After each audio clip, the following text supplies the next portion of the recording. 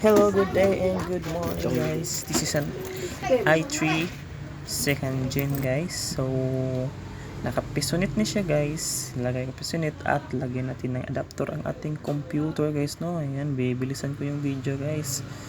Natin ng transformer guys, no.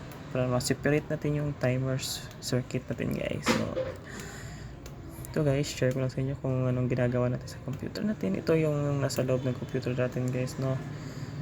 Yung kaha niyang itim, yan. So ito yung nasa loob ng pisonet guys. So DIY muna tayo ng ating mga computer parts guys, no.